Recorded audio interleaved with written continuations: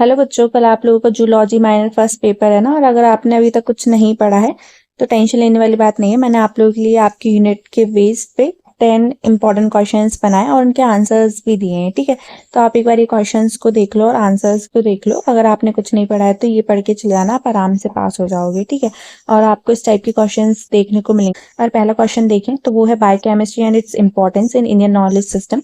दोनों लैंग्वेज में रखा है मैंने, हिंदी और इंग्लिश में। जैव रसायन एवं भारतीय ज्ञान परंपरा में इसका महत्व। ठीक है, पहला ये क्वेश्चन बन सकता है आपकी यूनिट से। दूसरा जो क्वेश्चन बन सकता है वो है त्रायदोषायन पंचभूता। ठीक है, त्रायदोष एवं पंचभूत सिद्धांत, ये आपको पता होना चाहिए आपके एग्जाम देने से पहले। थर्ड जो आपकी यूनिट से क्वेश्चन बन सकता है वो है वाटर का स्ट्रक्चर, पीएच और बफर। ये क्या होता है आपको पता होना चाहिए, जल की संरचना, पीएच एवं बफर। फोर्थ क्वेश्चन जो बन सकता है कार्बोहाइड्रेट से, उसकी क्लासिफिकेशन पता होना चाहिए। ऑप्टिकल आइसोमेरिज्म क्या होता है और उसकी प्रॉपर्टी पता होना चाहिए। ठीक है, कार्बोहाइड्रेट वर्गीकरण, ठीक है, प्रकाशीय समावयता एवं गुण, ये आपको पता होना चाहिए, है ना। जो था फोर्थ क्वेश्चन है वो। फिफ्थ जो क्वेश्चन बन सकता है आपकी यूनिट से, प्रोटीन का स्ट्रक्चर पूछेंगे। ठीक है, क्लासिफिकेशन एंड प्रॉपर्टीज, तो आपको ये पता होना चाहिए, प्रोटीन संरचना, वर्गीकरण एवं गुण। फिर सिक्स है, मैंने आपके लिए नीचे आंसर्स भी दिए हैं तो आप एक बार वो और देख लें, है ना। 5-10 मिनट अगर ये वीडियो को देखोगे ना तो फिर आपको सारी चीजें समझ में आने लगेंगी। अगर स्टार्टिंग में नहीं भी आ रही है, बस आप तो बैठ के सुन लो एक बार, है ना। फिर सुनने के बाद फिर आप एक बार और रिपीट पे देख लेना तो आपका पूरा हो जाएगा क्लियर, है ना। और ऐसे याद भी करना हो तो उसके लिए मैं आपके लिए पीडीएफ भी डाल दूंगी, पर वो बाद में डालूंगी, पहले जब आप ये वाली वीडियो देख लोगे पूरी, है ना। तो सिक्स क्वेश्चन कैसे लिपिड्स पे बन सकता है, उसका क्लासिफिकेशन पूछेंगे, फिजिकल एंड केमिकल प्रॉपर्टीज पूछेंगे। ठीक है, तो लिपिड का वर्गीकरण, भौतिक एवं रासायनिक गुण। अब देखो आपके जो सेक्शन ए और बी में आते हैं उसमें शॉर्ट टाइप के क्वेश्चंस आते हैं, है ना, कम मार्क्स के आते हैं, तो आपसे डायरेक्ट ये पूछ लेंगे कि लिपिड्स क्या होता है, उनकी क्लासिफिकेशन पूछ लेंगे। पर सेक्शन सी में आपसे लॉन्ग फॉर्म में पूछेंगे, ये सारी चीजें पूछ लेंगे आपको। तो इन सब के मैंने सॉल्यूशंस भी आपको दे रखे हैं लॉन्ग वाले, तो आप लॉन्ग वाला पढ़ के चले जाना और शॉर्ट में आए तो फिर आप उतना ही शॉर्ट में लिख देना, है ना। शॉर्ट में उसमें से शॉर्ट जितना पूछा जाए उतना लिख देना। फिर 7 क्वेश्चन जो बन सकता है आपकी यूनिट से वो है एंजाइम क्लासिफिकेशन एंड कैरेक्टरिस्टिक्स, जैसे एंजाइम का वर्गीकरण एवं विशेषताएं। 8 क्वेश्चन जो बन सकता है वो है lock and key theory and induced fit theory. ठीक है, लॉक एंड की एवं इंड्यूस्ड फिट सिद्धांत। 9th जो क्वेश्चन बन सकता है importance of enzyme in metabolism, specificity and effect of pH. ठीक है, उपापचय में एंजाइमों का महत्व, विशिष्टता एवं पीएच का प्रभाव। 10th जो लास्ट क्वेश्चन बन सकता है वो विटामिन से बन सकता है, जैसे उसके functions, sources and deficiency, disease, ये सब मैं आपको बताऊंगी अभी नीचे वीडियो में। विटामिन कार्य, श्रोता एवं कमी से होने वाले रोग। ठीक है, ये 10 क्वेश्चन पढ़ के चले जाना। अब जिन बच्चों को आंसर्स भी चाहिए रहते हैं इन क्वेश्चन के, तो मैंने आप लोग के लिए आंसर्स भी प्रोवाइड करा दिए दोनों लैंग्वेज में। चलो स्टार्ट करते हैं पहले क्वेश्चन से। पहला ही क्वेश्चन है कि बायोकेमिस्ट्री क्या होती है, what is biochemistry, explain its importance in the Indian knowledge system. ठीक है, आईकेएस। तो जो क्वेश्चन है हिंदी में पढ़ते हैं, जैव रसायन बायोकेमिस्ट्री क्या है, भारतीय ज्ञान परंपरा में इसका महत्व बताइए। तो अगर डेफिनेशन से स्टार्ट करते हैं, पहले बायोकेमिस्ट्री की डेफिनेशन क्या है इंग्लिश में पढ़ते हैं पहले। Biochemistry is the branch of a science that studies the chemical composition of living organise and the chemical reaction taking place inside them. अगर हिंदी में देखें इसका आंसर तो जैव रसायन विज्ञान की वह शाखा है जिसमें जीवित प्राणियों के शरीर में उपस्थित रासायनिक पदार्थों तथा उनमें होने वाली रासायनिक अभिक्रियाओं का अध्ययन किया जाता है।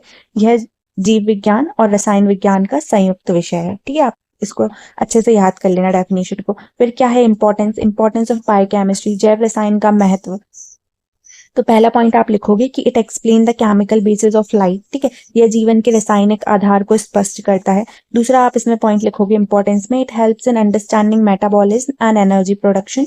यह उपापचय मेटाबॉलिज्म तथा ऊर्जा उत्पादन को समझाने में सहायता करता है। ठीक है, फिर थर्ड पॉइंट आप इसमें लिखोगे, it is useful in diagnosis and treatment of disease. अगर आपका हिंदी में है तो आप लिखोगे रोगों की पहचान तथा उपचार में इसका महत्वपूर्ण योगदान है। ठीक है, फोर्थ पॉइंट लिखोगे, it is useful in medicine, agriculture, nutrition and biotechnology. ठीक है, बायोकेमिस्ट्री की इंपॉर्टेंस पढ़ रहे हैं हम लोग। चिकित्सा, कृषि, पोषण तथा जैव प्रौद्योगिकी में इसका व्यापक उपयोग होता है। ठीक है, फिर फिफ्थ पॉइंट आप लिखोगे, it help in studying carbohydrates, protein, lipids, enzymes and vitamin. Hindi में देखें तो इसमें इससे कार्बोहाइड्रेट, प्रोटीन, लिपिड, एंजाइम तथा विटामिन का अध्ययन किया जाता है। ठीक है, और आप ना ये वाला जो क्वेश्चन का आंसर है वो मैंने आपके लिए सेक्शन सी के अकॉर्डिंग बनाया है लॉन्ग फॉर्म में, तो आप ये आंसर लिख के आ सकते हो। ठीक है, अब उसी के बाद इंपॉर्टेंस की बात करें। आपका ये पूरा क्वेश्चन था ना, आपसे 3 चीजें पूछी थी। अब इंपॉर्टेंस की बात करते हैं। पहले डेफिनेशन लिख दिया आपने, फिर बायोकेमिस्ट्री के इंपॉर्टेंस लिख दिया। अब इंडियन नॉलेज सिस्टम में बायोकेमिस्ट्री की क्या इंपॉर्टेंस है अब ये देख लो। ठीक है, भारतीय ज्ञान परंपरा में स्वास्थ्य को शरीर, मन और आत्मा के संतुलन से जोड़ा गया है। मैंने आपको हिंदी में नहीं पढ़ा गया, इंग्लिश में, मतलब इंग्लिश में नहीं पढ़ा गया, चलो हिंदी में देख लो। आयुर्वेद में वात, पित्त और कफ त्रायदोष के संतुलन को स्वास्थ्य का आधार माना गया है। यह आधुनिक होम्योस्टेसिस की अवधारणा से मिलता जुलता है। होम्योस्टेसिस मतलब मेंटेन करना, ठीक है, बैलेंस करना। आयुर्वेद के पंच महाभूत सिद्धांत के अनुसार शरीर पृथ्वी, जल, अग्नि, वायु और आकाश से बना है। पृथ्वी शरीर की संरचना, जल द्रव संतुलन, अग्नि पाचन एवं उपापाच्य, वायु गति तथा आकाश शरीर में स्थान प्रदान करता है। ठीक है, आगे देखिए तो संतुलित आहार, स्वच्छ जल, पर्याप्त नींद, नियमित व्यायाम और मानसिक शांति अच्छे स्वास्थ्य के लिए आवश्यक माना गया है। ठीक है, IKS में पढ़ रहे हैं। कंक्लूजन देखिए तो कंक्लूजन देखिए, आपको ना ये चारों पॉइंट लिखने रहते हैं। पहले डेफिनेशन लिखनी रहती है, फिर इंपॉर्टेंस लिखना है बायोकेमिस्ट्री का, 5 पॉइंट मैंने बताए थे वो लिख देना। उसके बाद आप लोगों को लिखना है इंपॉर्टेंस ऑफ ये क्या बोलते हैं इसको, IKS, ठीक है, इंडियन नॉलेज सिस्टम, इसका इंपॉर्टेंस। फिर लास्ट में आपको कंक्लूजन लिख देना है। ठीक है, अगर आप हिंदी में तो हिंदी में लिखना है, इंग्लिश में तो इंग्लिश में लिखना है। पहले इंग्लिश में देख लेते हैं कंक्लूजन को।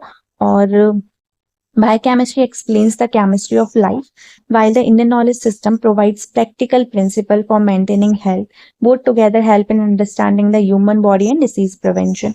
निष्कर्ष अगर हिंदी में देखें तो जैव रसायन जीवन की रासायनिक प्रक्रियाओं का विज्ञान है तथा भारतीय ज्ञान परंपरा स्वस्थ जीवन के व्यवहारिक सिद्धांत प्रदान करती है। दोनों का संयुक्त अध्ययन स्वास्थ्य और रोगों को समझने में अत्यंत उपयोगी है। ठीक है, ये आपका पहला क्वेश्चन खत्म हो गया। अब दूसरा क्वेश्चन देखते हैं। Explain the Ayurvedic concept of tridosha and panchabhuta. ठीक है, तो आयुर्वेद के अगर ये तो इंग्लिश में था, ठीक है, अब हिंदी में अगर ये क्वेश्चन देखें क्या था, आयुर्वेद के त्रायदोष एवं पंच महाभूत सिद्धांत का वर्णन कीजिए। अब इसका लॉन्ग फॉर्म में आंसर देखते हैं अपन। ठीक है, अब सबसे पहले देखते हैं इंट्रोडक्शन और डेफिनेशन। तो Ayurveda is one of the oldest system of medicine in India. It believes that good health depends upon the balance of Trayadosha and Panchbhuta. ठीक है, अगर हिंदी में देखें तो आयुर्वेद भारत की प्राचीन चिकित्सा पद्धति है। के अनुसार शरीर का स्वास्थ्य त्रायदोष तथा पंच महाभूत के संतुलन पर निर्भर करता है। ठीक है, तो पहला जो त्रायदोष है आपका वो है वात।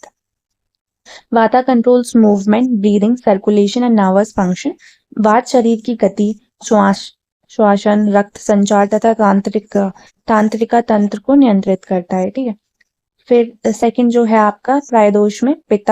ठीक है, पित्त is responsible for digestion, metabolism and body temperature. Hindi में देखें तो पित्त पाचन, उपापाचन तथा शरीर के तापमान को नियंत्रित करता है। थर्ड आपका जो त्रायदोष है वो है kapha provides strength, lubrication and stability. कफ शरीर को शक्ति, स्थिरता तथा चिकनाई प्रदान करता है। ठीक है, जब 3 दोष संतुलित रहते हैं तो शरीर स्वस्थ रहता है। असंतुलन होने पर रोग उत्पन्न होता है। ठीक है, डिसीज हो जाती है। फिर आपको पूछा था नेक्स्ट उसी क्वेश्चन में कि पंचभूता क्या है, तो वो बताएंगे। आयुर्वेद के अनुसार शरीर 5 तत्वों से बना हुआ है। किन 5 तत्वों से बना हुआ है? पहला है अर्थ, पृथ्वी से, जैसे शरीर की हड्डियां, मांसपेशियां एवं संरचना। दूसरा वाटर, जल से, रक्त, लार तथा शरीर के सभी द्रव। ठीक है, फ्लूइड की बात हो रही है। जैसे फायर, तीसरा जो है 5 भूतों से बना है ना, तो तीसरा है फायर, अग्नि, पाचन एवं उपचार। ठीक है, एयर, वायु, शरीर की गति एवं श्वासन। और फिर ये लास्ट है ईथर, आकाश, शरीर के भीतर स्थान एवं रिक्त स्थान। ठीक है, फिर आती है इंपॉर्टेंस। अभी इसी क्वेश्चन में अपन लोगों ने देख लिया त्रायदोषा, पंचभूता, और इंपॉर्टेंस देख लेना। इंपॉर्टेंस लिख के आ जाना। क्या है importance? Maintain health and homeostasis. Second है प्रिवेंट डिसीज।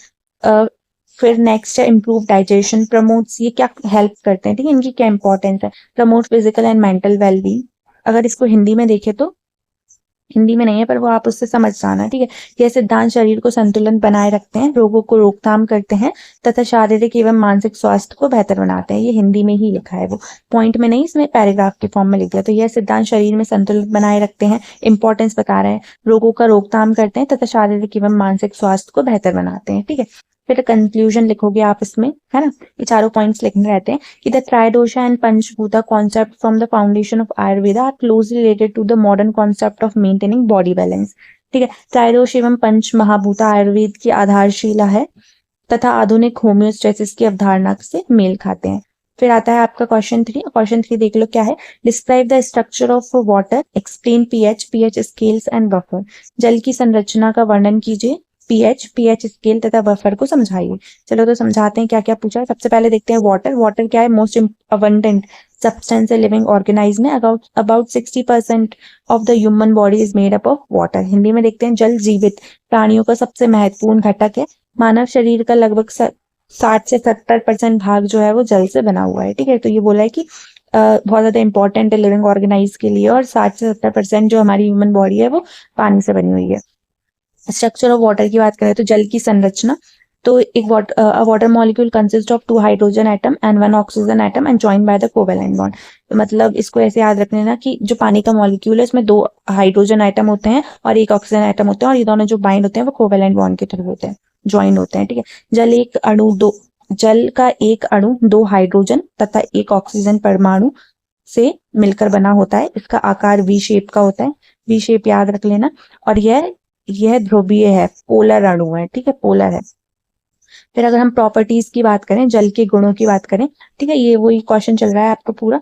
यूनिवर्सल सॉल्वेंट है, मतलब सब में घुल जाता है। सार्वत्रिक विलायक है, सब में नहीं, मतलब यूनिवर्सल, इसको हम पानी को सॉल्वेंट की तरह यूज करते हैं। ठीक है, फिर हाई स्पेसिफिक हीट होती है, उच्च विशेष ऊष्मा होती है। हाई बॉइलिंग पॉइंट होता है वाटर का, ये याद रखना है। ठीक है, ये पढ़ लेना। और फिर एक्सीलेंट ट्रांसपोर्ट मीडियम है, अच्छा परिवहन माध्यम होता है पानी। ठीक है, इसेंशियल होता है फॉर बायोकेमिकल रिएक्शन, इस पे एज इट इज याद रखने हैं। ठीक है, जैव रासायनिक क्रियाओं के लिए आवश्यक होता है।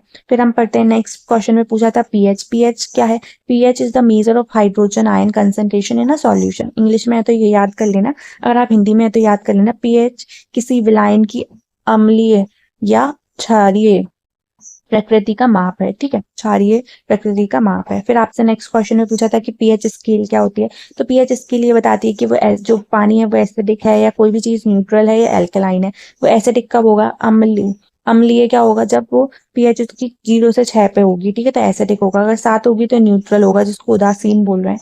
और अगर 8 से 14 होगा तो एल्कलाइन होगा, जिसको क्षारीय बोल रहे हैं। ठीक है, तो हमारा वाटर क्या है, इसमें हमसे क्या बोला था, क्षारीय, एल्कलाइन है, ना एसिडिक है ना बेसिक है, एल्कलाइन है, तो इसकी पीएच कितनी होगी, 7 होगी।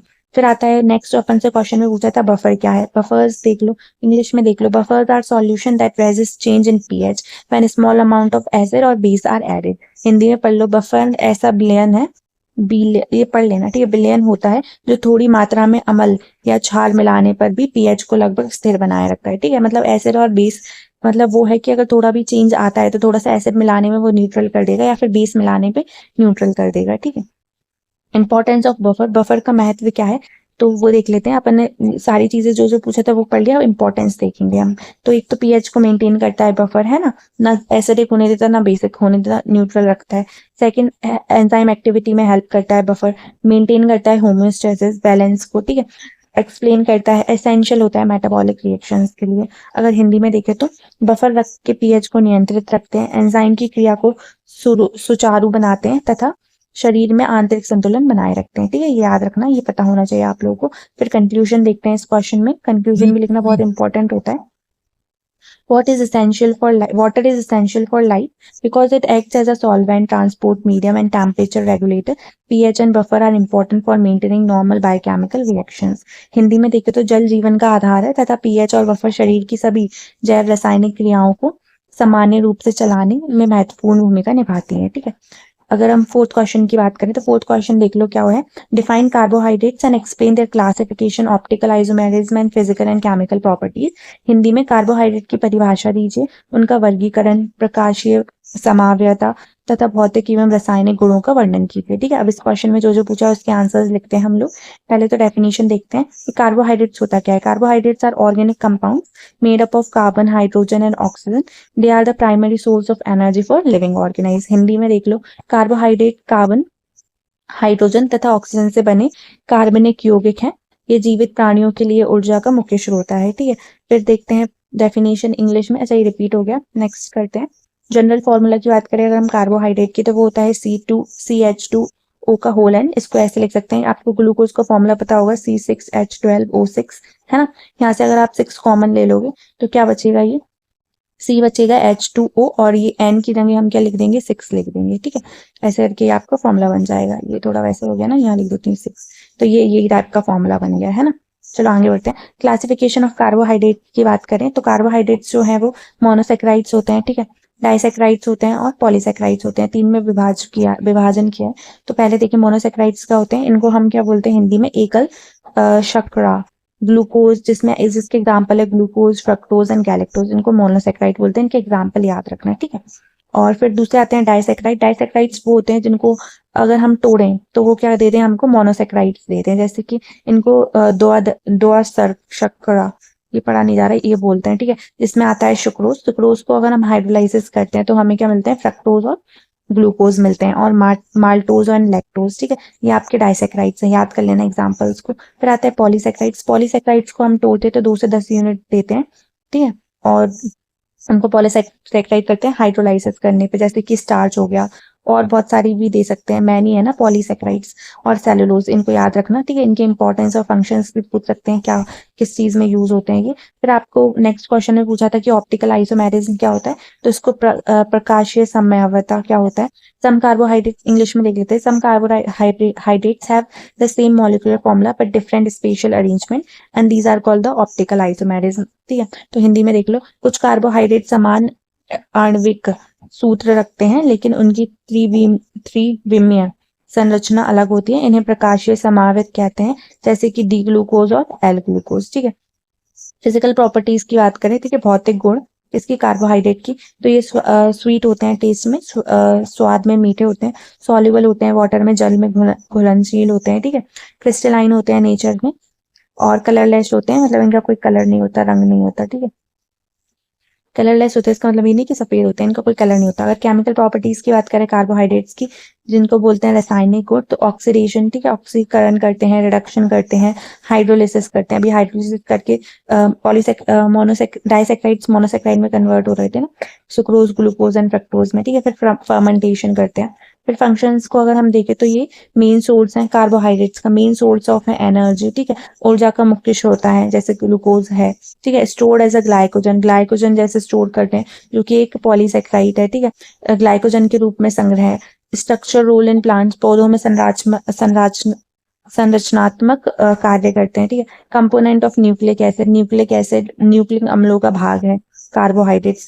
फिर आता है लास्ट में, आप इसे लिखोगे कंक्लूजन लिखोगे, तो carbohydrates are the essential biomolecules that provide energy and support for many biological functions. Hindi में देख लो, कार्बोहाइड्रेट शरीर को ऊर्जा प्रदान करने वाले सबसे महत्वपूर्ण जैव अणु हैं तथा अनेक जैविक क्रियाओं में भाग लेते हैं, ठीक है। फिर 5th क्वेश्चन है, explain the structure, classification and properties of the proteins. Hindi में देखिए, प्रोटीन की संरचना, वर्गीकरण तथा भौतिक एवं रासायनिक गुणों का वर्णन कीजिए। तो डेफिनेशन अगर हम देखें तो क्या होता है, proteins are the complex organic compound made up of amino acid linked by peptide bond.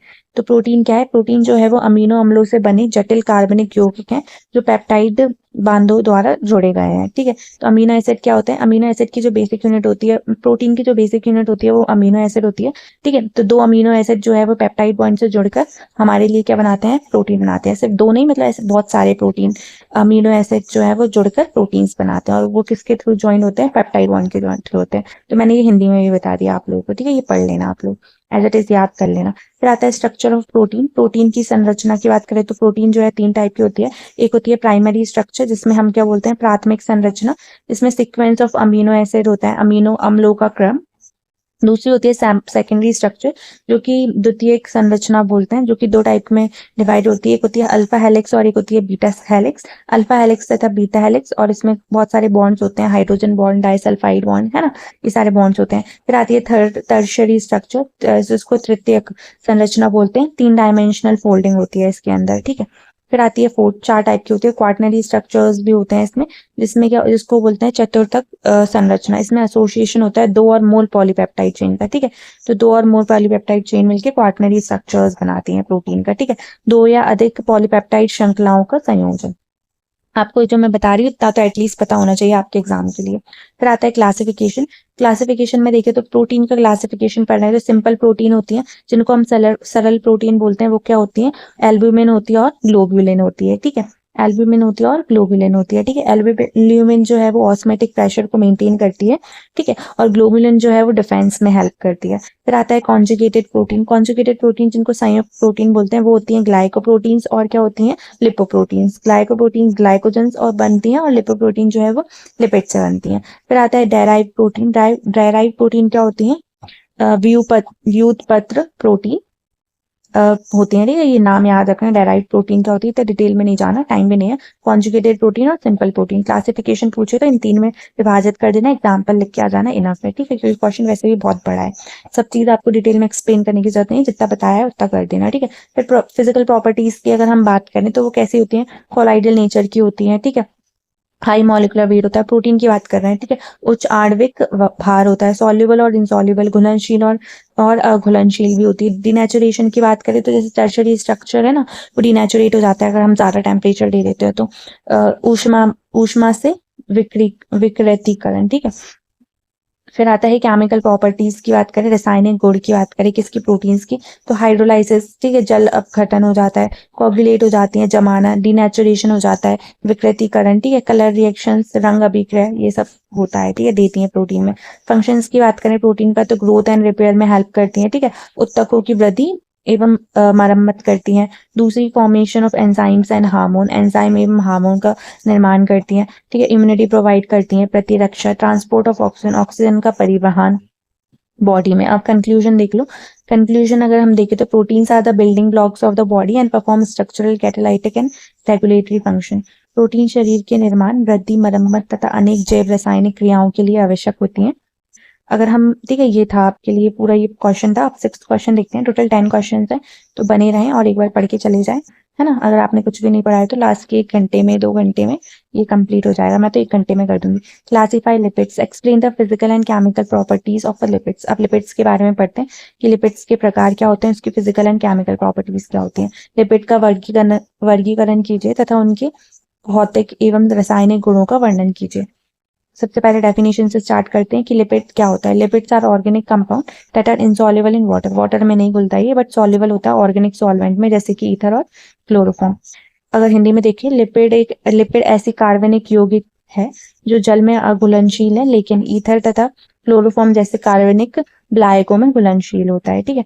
फिर आता है क्लासिफिकेशन, वर्गीकरण की देखें लिपिड्स की, तो लिपिड्स जो है वो सिंपल लिपिड्स होता है जिसमें आता है फैट्स जिसको बसा बोलते हैं, ऑयल आते हैं तेल, फैक्सेस, ठीक है, मॉम, ये सिंपल लिपिड है। कंपाउंड लिपिड जिसको संयुक्त लिपिड बोलते हैं, उसमें आता है फॉस्फोलिपिड, ठीक है, ग्लाइकोलिपिड आता है उसमें, और क्या आता है, फिर नेक्स्ट है डेराइव लिपिड, तीसरा जिसको बोलते हैं, जो भी है हिंदी में पढ़ लेना। पहला जो है वो स्टेरॉइड आता है कौन से लिपिड में, डेराइव लिपिड में, और फैटी एसिड आता है जिसको हम क्या बोलते हैं, वसीय अम्ल। फिर फिजिकल प्रॉपर्टीज की बात करें लिपिड्स की, जिसको हम भौतिक गुण भी बोलते हैं। पहला तो ये कलरलेस होता है या फिर पेल येलो होता है, रंगहीन होता है या फिर हल्का पीला होता है। कैरेक्टरिस्टिक ऑर्डर की बात करें, मतलब कैरेक्टरिस्टिक और एक अलग प्रकार की, मतलब कैरेक्टरिस्टिक और विशिष्ट गंध है उसकी। इनसॉल्युबल है वाटर में, जल में अघुलनशील है, वाटर में सॉल्युबल नहीं है, ये पॉइंट याद रखना है, ठीक है। सॉल्युबल है ऑर्गेनिक सॉल्वेंट में, कार्बनिक विलायकों में घुलनशील है, ठीक है।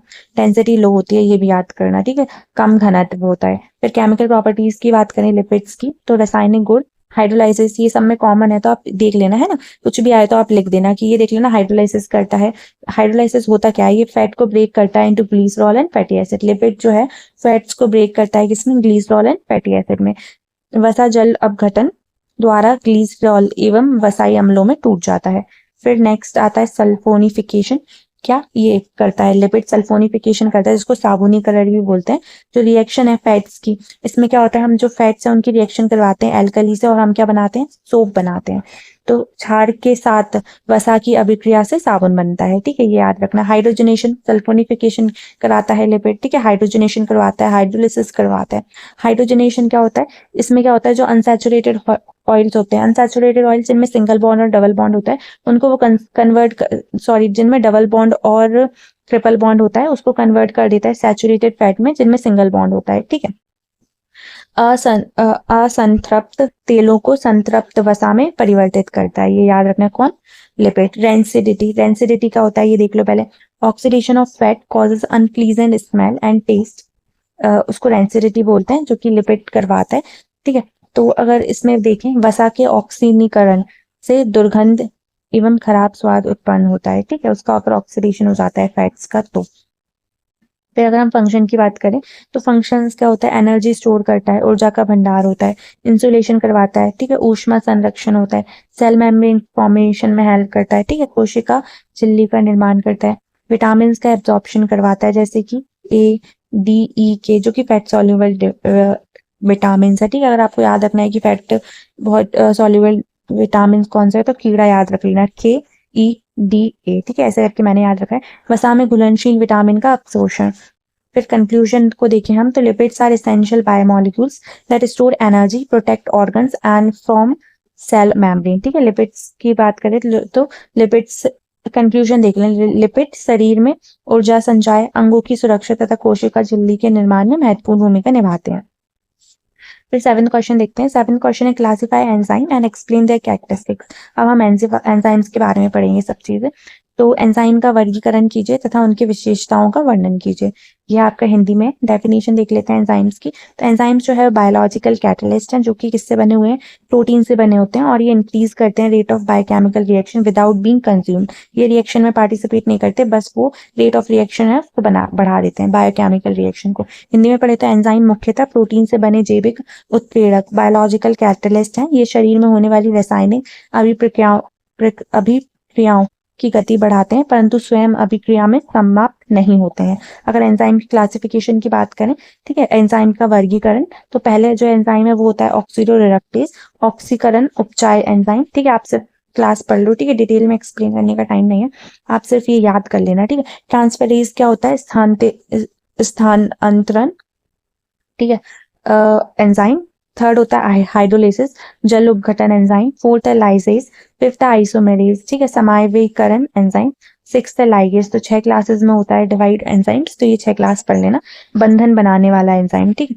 फिर आता है कैरेक्टरिस्टिक्स ऑफ एंजाइम। एंजाइम की विशेषताएं को देखें तो प्रोटीन नेचर का होता है, ये मुख्यतः प्रोटीन प्रकृति के होते हैं, हाईली स्पेसिफिक होते हैं, अत्यधिक विशिष्ट होते हैं, act in a small amount, बहुत कम मात्रा में कार्य करते हैं, रीयूजेबल होते हैं, बार बार उपयोग किया जा सकता है। ठीक है, सेंसिटिव होते हैं टेम्परेचर और पीएच से, तापमान एवं पीएच से के प्रति संवेदनशील होते हैं। क्या करते हैं? ये स्पीड अप करते हैं रिएक्शन को, अभिक्रियाओं की गति बढ़ाते हैं, कॉलोडियल होते हैं नेचर में, ठीक है, कॉलोडियल प्रकृति के होते हैं।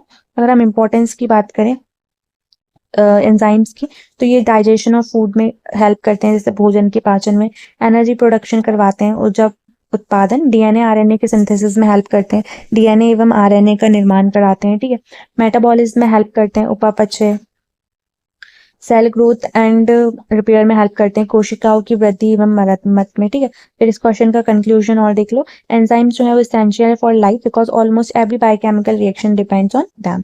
हिंदी में देखें तो एंजाइम जीवन के लिए अत्यंत आवश्यक है, क्योंकि शरीर की लगभग सभी जैव रासायनिक क्रियाएं इन्हीं की सहायता से होती हैं। फिर 8th जो क्वेश्चन है, इसके बाद 2 क्वेश्चन ऑन बचे हैं, तो बने रहें साथ में। Explain the lock and key theory, ये पढ़ेंगे हम, and induced fit theory of enzyme action. अब लॉक एंड की थ्योरी के बारे में पढ़ेंगे और इंड्यूस्ड फिट एंजाइम एक्शन के बारे में पढ़ेंगे। हिंदी में देखें तो एंजाइम की क्रिया के लॉक एंड की सिद्धांत तथा इंड्यूस्ड फिट सिद्धांत का वर्णन कीजिए। ठीक है, 2 प्रिंसिपल पढ़ेंगे, देखते हैं क्या है। तो पहले तो देखते हैं एंजाइम सबस्ट्रेट कॉम्प्लेक्स क्या होता है। ठीक है, पहले इंग्लिश में देखते हैं। Enzyme act on a specific substrate to form a enzyme substrate complex. ठीक है, एंजाइम एक विशिष्ट सबस्ट्रेट से जुड़कर एंजाइम सबस्ट्रेट कॉम्प्लेक्स बनाता है। लॉक एंड की थ्योरी क्या है? लॉक एंड की सिद्धांत क्या है? This theory was proposed by Emil Fischer. ये देख लेना किसने ही ये प्रपोज करी थी लॉक एंड थ्योरी। ये सिद्धांत एमिल फिशर ने दिया था। इसके अकॉर्डिंग क्या है? According to this theory the active site of an enzyme has a fixed shape. ठीक है, कैसा शेप होता है? फिक्स शेप होता है, जो कि एग्जैक्टली मैच करता है सबस्ट्रेट से, जस्ट एज अ की फिट्स इनटू द, मतलब हर ताले की एक चाबी होती है, वैसे ही हर एक एंजाइम की शेप होता है, उसके अकॉर्डिंग उसका सबस्ट्रेट होता है। ठीक है, हिंदी में पढ़ ले। यह इस सिद्धांत के अनुसार, किसकी? लॉक एंड की सिद्धांत के अनुसार एंजाइम का सक्रिय स्थल मतलब एक्टिव साइट पहले से निश्चित आकार का होता है और केवल उसी सबस्ट्रेट से जुड़ता है जिसका आकार उससे मेल खाता है, ठीक उसी प्रकार जैसे चाबी ताले में फिट होती है। एडवांटेजेस की बात करें अगर हम एंजाइम्स की, मतलब इस एंजाइम्स की ना, ये जो है ना हमारी लॉक एंड की थ्योरी, उसकी एक्सप्लेन एंजाइम स्पेसिफिसिटी, ठीक है, simple and easy to understand, ये एंजाइम की विशिष्टता को समझाता है तथा समझने में सरल है, ठीक है। अब नेक्स्ट देखते हैं, उसी क्वेश्चन में आपसे नेक्स्ट पूछा था कि इंड्यूस्ड फिट थ्योरी बताओ। तो this theory was proposed by Daniel Koshland, ये याद रख लेना, यह सिद्धांत डैनियल कॉशलैंड ने दिया था, ठीक है। क्या था इस थ्योरी में, उनके according to this theory the active site is flexible. कैसी एक्टिव साइट? फ्लेक्सिबल है। When the substrate approaches the enzyme changes its shape slightly to fit in the substrate. तो मतलब ये बोल रहा है कि इनके थ्योरी के अकॉर्डिंग जो एक्टिव साइट है फ्लेक्सिबल है, जैसे ही सबस्ट्रेट पहुंचता है एंजाइम के पास तो वो थोड़ा चेंज कर लेता है अपने शेप को, जिससे वो फिट हो जाए सबस्ट्रेट के अंदर। हिंदी में देखो तो इस सिद्धांत के अनुसार एंजाइम का सक्रिय स्थल लचीला होता है, ठीक है। सबस्ट्रेट के आने पर एंजाइम अपना आकार थोड़ा बदलकर उसे अच्छी तरह बांध लेता है। फिर डिफरेंस की बात करते हैं हम लॉक एंड की थ्योरी में, और दूसरी कौन सी हमारी, ये वाली इंड्यूस्ड फिट थ्योरी। इन दोनों में डिफरेंस पूछे तो कैसे क्या लिखना है, आपको क्या पता होना चाहिए, मैं बताती हूँ, ठीक है। लॉक एंड की में एक्टिव साइट जो है वो रिजिड होती है, उसमें कैसी होती है, फ्लेक्सिबल होती है। किसमें? दूसरे वाले में, इंड्यूस्ड फिट थ्योरी में। लॉक एंड की सक्रिय स्थल कठोर होता है और इंड्यूस्ड फिट में जो एक्टिव साइट है वो फ्लेक्सिबल होती है, ठीक है। इंड्यूस्ड फिट थ्योरी में सक्रिय स्थल लचीला होता है, उसमें कैसा होता है, रिजिड होता है, सख्त होता है, कठोर होता है, और इसमें फ्लेक्सिबल और लचीला होता है। फिर आपसे कंक्लूजन पूछे तो क्या है, the induced fit theory explain enzyme action more accurately than lock की थ्योरी। तो इंड्यूस्ड फिट सिद्धांत एंजाइम की क्रिया को अधिक वैज्ञानिक एवं सही ढंग से समझाता है, ठीक है। कौन ज्यादा समझाता है? इंड्यूस्ड फिट थ्योरी समझाती है, लॉक एंड की से ज्यादा। फिर आपका 9 क्वेश्चन देख लो। 9 क्वेश्चन क्या बन सकता है, explain the importance of enzyme in metabolism. तो पहला जो है इसमें पॉइंट जो जिसको हम समझेंगे कि इंपॉर्टेंस क्या है एंजाइम मेटाबॉलिज्म, एंजाइम्स की इन मेटाबॉलिज्म, और दूसरा discuss the enzyme specificity and effect of pH on enzyme activity. Important question है, इनको जरूर पढ़ लेना, ठीक है। उपापचय में एंजाइम का महत्व, एंजाइम की विशिष्टता तथा पीएच का एंजाइम क्रिया पर प्रभाव समझाइए, ठीक है। तो सबसे पहले इंपॉर्टेंस देख लें, ठीक है। Importance of enzyme in metabolism. उपापचय में एंजाइम का महत्व। तो metabolism includes all biochemical reaction taking place in the body, enzyme controls these reaction. Hindi में देख लो, ठीक है। इंग्लिश, मेटाबॉलिज्म शरीर के होने वाली सभी जैव रासायनिक अभिक्रियाओं का समूह है, इन सभी क्रियाओं को एंजाइम नियंत्रित करते हैं। फंक्शंस देखते हैं अगर हम, तो डाइजेशन ऑफ फूड, वही भोजन, पाचन, एनर्जी प्रोडक्शन, ऊर्जा उत्पादन, प्रोटीन सिंथेसिस, प्रोटीन संश्लेषण, डीएनए रेप्लिकेशन में हेल्प करता है, रिमूवल ऑफ वेस्ट प्रोडक्ट, ठीक है, अपशिष्ट पदार्थों का निष्कासन। फिर आपसे नेक्स्ट क्वेश्चन में पूछा था कि एंजाइम स्पेसिफिसिटी बताओ, तो वो क्या है, तो एंजाइम की विशिष्टता वो देख लो। तो कैसे लिखना है, एंजाइम जो है वो एक्ट करता है सिर्फ पर्टिकुलर सबस्ट्रेट पे, तो प्रत्येक एंजाइम केवल एक विशेष सबस्ट्रेट पर ही कार्य करता है। जैसे एग्जांपल देखें, अमाइलेज जो है वो सिर्फ और सिर्फ किस पे एक्ट करता है, स्टार्च पे एक्ट करता है। उदाहरण में अमाइलेज केवल स्टार्च पर कार्य करता है, ठीक है। फिर आपसे नेक्स्ट पूछा था कि पीएच का क्या प्रभाव होगा एंजाइम पे, तो एंजाइम जो है वो काम करता है सिर्फ एक ऑप्टिमम पीएच पे। इंग्लिश में देखो तो प्रत्येक एंजाइम के कार्य करने के लिए एक उपयुक्त पीएच होता है, ठीक है। जैसे पेप्सिन है उसके लिए पीएच 2 होता है, ठीक है, जो कि एंजाइम है उसका जो पीएच है वो क्या है, 2 होता है, जो कि कैसा होता है, एसिडिक होता है। 7 से पहले है ना तो एसिडिक है। ट्रिप्सिन जो है वो एक एंजाइम है जिसका पीएच 8 होता है, 7 के बाद है ना तो एल्काइलाइन है, ठीक है। यदि पीएच बहुत ज्यादा हो जाए, अधिक हो जाए या बहुत कम हो जाए तो एंजाइम जो है वो काम नहीं करता है, मतलब सक्रियता से काम नहीं करता है, और यह निष्क्रिय हो जाता है, मतलब इनएक्टिव हो जाता है। फिर आता है इफेक्ट ऑफ पीएच। पीएच का क्या प्रभाव पड़ता है, हर एक एंजाइम जो है, ये वही क्वेश्चन रिपीट हो गया, ठीक है। अब कंक्लूजन को अगर हम देखें तो एंजाइम जो है वो रेगुलेट करता है metabolism efficiently and there activity depends on substrate specificity and optimum pH, ठीक है। एंजाइम उपापचय को नियंत्रण करते हैं तथा उनकी क्रियाएं विशेष सबस्ट्रेट और उपयुक्त पीएच पर निर्भर करती है। कंक्लूजन वही है, ठीक है, मैंने 2 बार कर दिया, खत्म हो गया। अब लास्ट क्वेश्चन और देख लो, फिर वीडियो का एंड करते हैं और स्टार्ट करते हैं। चलो, right an essay on vitamin. अब विटामिन के बारे में हम पढ़ेंगे, ठीक है। फैट सॉल्यूबल होते हैं और वाटर सॉल्यूबल होते हैं। तो explain their biochemical functions and dietary source and deficiency disease. तो विटामिन पर निबंध लिखिए, उनके जैव रासायनिक कार्य, आहार श्रोता तथा कमी से होने वाले रोगों का वर्णन कीजिए। चलो तो एक एक चीज देखते हैं जो पूछिए क्वेश्चन में। डेफिनेशन देखते हैं, पहले तो इंग्लिश में देखते हैं। Vitamin are organic compounds required in small amount for normal growth, metabolism and health. Hindi में देखिए तो विटामिन ऐसे कार्बनिक यौगिक हैं जिनकी शरीर को बहुत कम मात्रा में आवश्यकता होती है, लेकिन ये सामान्य वृद्धि, उपापचय तथा स्वास्थ्य के लिए अत्यंत आवश्यक है ना। क्लासिफिकेशन की बात करें हम तो ये लिपिड जो है फैट सॉल्युबल विटामिन होते हैं, जिसमें बोलते हैं वसा में घुलनशील, जैसे कि vitamin A, vitamin D, vitamin E, vitamin के। मैंने इसको कैसे याद रखा है, कीड़ा से, के, ई, बी और ए ऐसे रख के। ये चार ही हैं सिर्फ जो विटामिन वाटर फैट सॉल्युबल है, ठीक है। फिर आते हैं वाटर सॉल्युबल विटामिन, बाकी के सारे वाटर सॉल्युबल विटामिन है, जैसे जल में घुलनशील। विटामिन बी कॉम्प्लेक्स है, विटामिन सी है। फिर आता है बायोकेमिकल फंक्शन।